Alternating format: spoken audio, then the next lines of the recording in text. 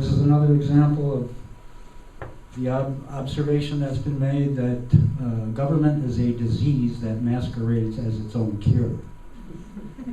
And what you're doing here, as has been intimated to you, is irreparable damage to a very precious resource. The wealth of this county is in the farmland, not in some attempt to create the Jetsons reality that we were programmed with when we were children. Okay, the battery issue has already been addressed, but you know, if you want to see some real facts on the lithium battery issue, get a hold of Michael Moore's documentary, Planet of the Humans. He takes that apart. There is nothing environmentally sound about the making of these batteries, and it is pure hypocrisy to try to cast that this is somehow going to make the planet more green. And you know, if it's interesting how bribery has been sugar-coated and institutionalized when it's now called taxpayer-funded incentives. And you know, it's already a done deal. You've seen what's happened on C Drive. It's a criminal act. I ride my bike along that road all the time. Love to see the trees. Can't see them anymore. Can't see them anymore. Hundreds of years, trees that are hundreds of years old. I'm upset about this. This is something terribly evil. This is not for the benefit of the community.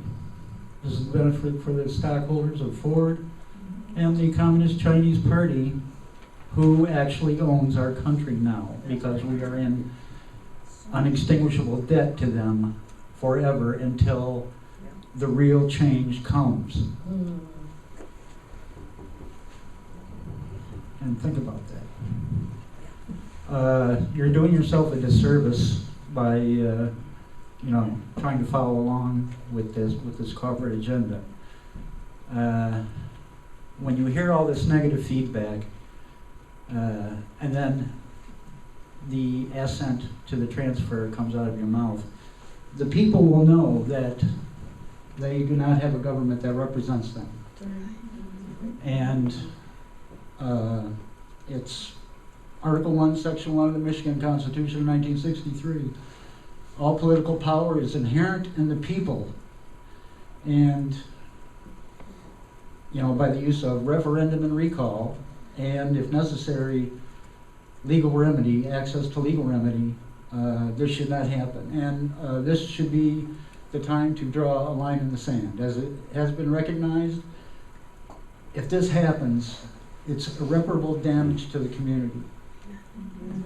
And it's amazing how the legalistic aspects of this are suddenly very fluid when you know, the waving of the green comes in front of you, that suddenly property lines and, you know, city boundaries and whatnot are quickly ready to change for a very bad decision. These people know it's a bad deal, and I hope you're here to represent the people. You know, that's why you're sitting in those chairs. You're not here to railroad through some corporate agenda that's evidently already in the hopper. And we don't need to be collaborating and making wealth for the Communist Chinese. Remember Henry Ford, he was a darling of Adolf Hitler and received a civilian medal from Adolf.